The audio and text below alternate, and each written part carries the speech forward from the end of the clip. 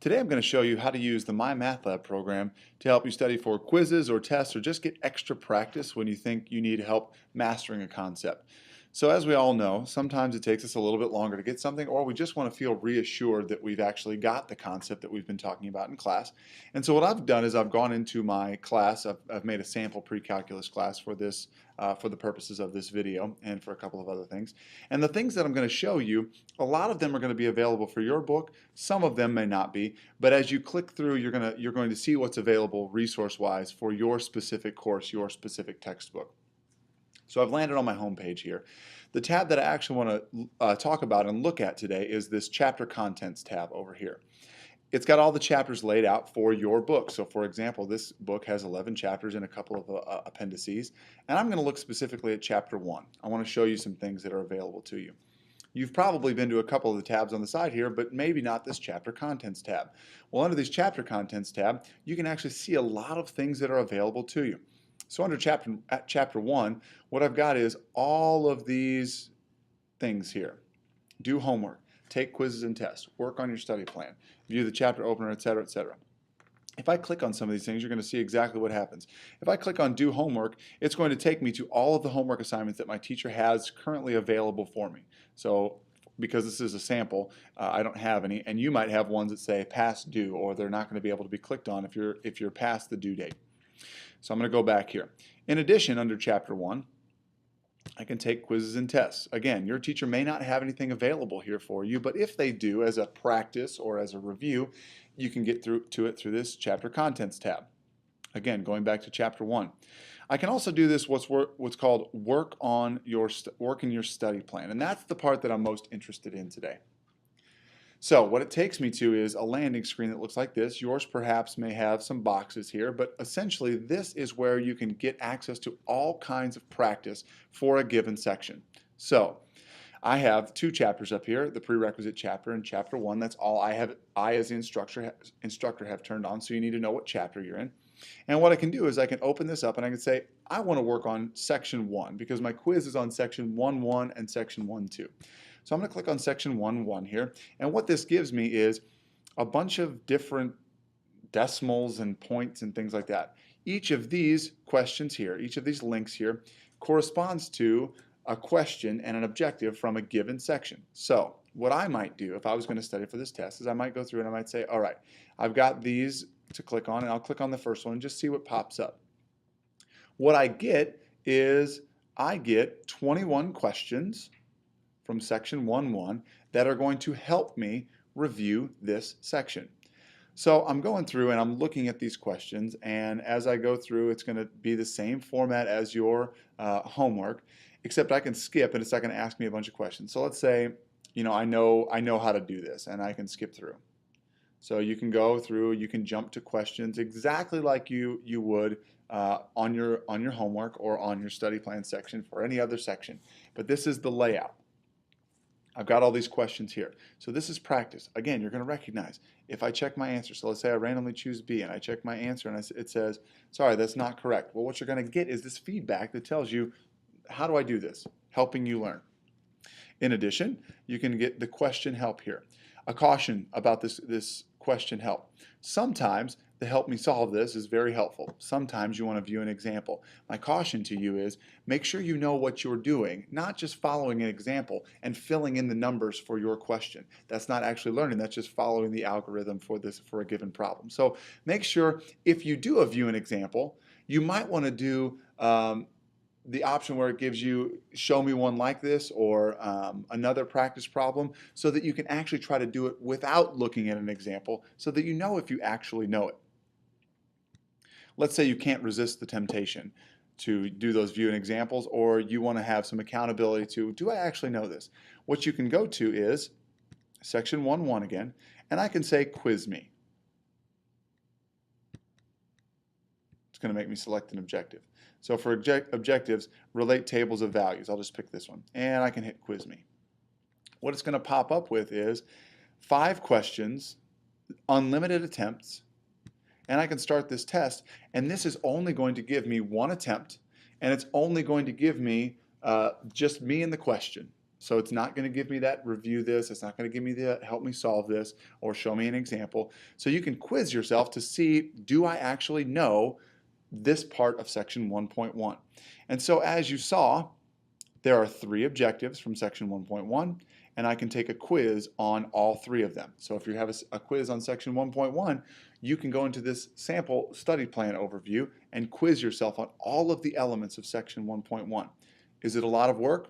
Potentially, but there is a lot of benefit to this if you don't know how to model data numerically, algebraically, and graphically. You can click that objective, you can hit Quiz Me, and it will generate a 3-question quiz in this case, helping you master that concept without the assistance of a review and example. So that's an option for you to review. Let's look at the other option that I want to talk to you about. So in addition to this, I can go, this is under my chapter contents, remember. So I'm going to go to chapter 1, and in this case I'm going to hit section 1.1. And what I'm going to get is a bunch of options here, and one of them is multimedia e-text, one is a video, one is extra practice. So let's say you were absent for section 1.1. There may be a video, not always, there may be a video for that section that you can take notes on. In addition, it's going to give you another link to extra practice for this section. That's what we were just looking at. I want to look at this multimedia e-text. Because we don't have a paper book, this e-text is actually your textbook for this course. Like all textbooks you've had in the past, it has all of the explanations of what's going on in the chapter, examples with worked out solutions, but it also has a lot of practice problems. And so as I go through this section 1.1, I'm just going to click through here a little bit. You can see there are explorations, vocabulary, examples, and a bunch of stuff that looks like a normal textbook. It's just an e-version. What I'm specifically concerned with looking at is when I get to the end of this section. So this was a pretty lengthy section. So I've got 10 plus 11 examples. I come to the homework section. So I'm actually going to scroll back one page so I can show you. So this is where the practice problems start. These maybe look a little bit different than what you saw in your homework, but let's say you just want a bunch of practice on how to match models to tables. So I've got all of the practice problems at the end of a section like I would have seen in a traditional textbook. So how does this help you? Number one, you can go through and try these problems, and they're going to be examples of maybe what's on the quiz. Maybe it looks like what's on the quiz. Maybe it's reinforcing the concepts. But you're asking yourself, how do I know if I'm correct? So I want to show you the last piece here. If I go back to my main menu, there's also under chapter contents here, there's a tools for success menu. And one of the things that's available under the tools for success menu are some of these review things. So there's a study tips that's going to tell you, how do I study for a given section? What am I expected to know? Those videos I was talking about. There's also a practice workbook that will boot up. But if you've got that multimedia e-text, which all of you do, you can go to this View the Student Study Guide for answers to selected exercises. When I click on this, it's going to make me select the chapter and check out what pops up. Like you had in a typical textbook before, you've got the answers to some of the questions. In this case, mostly the odd questions. So I'm going to show you this Pearson e-text. For the first part of this homework, it's under the section 1.1 exercises. So it says match the numerical model to the corresponding graphical model, A through J, etc., etc. So if I go back to this study guide, notice what happens. If I look at, so section 1.1 exercises is available right here. And so what the question is asking me is match the numerical model, so A through J, and the algebraic model. So I should have 2 letters, one A through J, one K through T. Well, check out what's here. I've got 2 letters. And so I've got the available answers to the odd numbered problems for this section. Check it out. It just keeps going. As I scroll through, what I'm eventually going to come to is section 1.2. So I would just need to go back to MyMathLab under this chapter contents. I could go to chapter 1, I could hit section 1.2, and I can view that multimedia e-text. Well, obviously, you can either view the multimedia e-text here, or I can just flip through in these sections. Over here under chapter 1, I can get to section 1.2 here as well, scroll through and get to those problems. So I have a couple available options under the chapter contents menu, coupling that with the tools for success menu where I can get the answers to those selected odd numbered problems perhaps. I've got an option here where I can hit study plan. And what this is going to give me is another way to access my study plan. This is the recommendations. And if I hit this over here, it's view progress, I can see all of the chapters that are available to me. So for example, right now, under this course, I've selected only to have chapter P and chapter 1. But if I click on a given section, 1.1, what's going to pop up is those 3 objectives for this section and a practice tab or practice button. Again, offering me the availability to do unlimited problems. This is the one with the question help, however.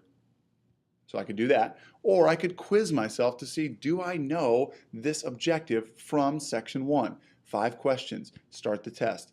Again, me and the question knowing, telling me, do I actually know this without any sort of help? And so you've got to be disciplined and use this, and you can test to see, do I know how to relate tables of values to graphs? And again, I can do that for all of the objectives from this section. In summation, you've got on your main menu, you've got a study plan here. I could go to chapter contents, chapter 1. I could access the section 1.1 materials, the extra practice here as well, which is going to link me back to my study plan. This is another view of the study plan with the same types of questions that I can access. So you can go to study plan, you can go to chapter contents, or you can access that multimedia e-text. I'll just click the tab up here and get those answers from the book, and then go and get that study guide that's got the answers, and that was under the Tools for Success menu under the Student Study Guide. So there's a bunch of different ways to access it. You can access it through the Study Plan tab. You can access it through the Chapter Contents tab and accessing individual sections, and you can get all the answers to those specific exercises in the book under the Tools for Success menu. So thank you for watching. If you have any questions, please let one of your math teachers know. We are here to help you, and we want to try to give you the tools that are already available to you through MyMathLab and give you tutorials on how to access those and use them to further your understanding for these sections. Thanks for watching again, and we'll see you next time.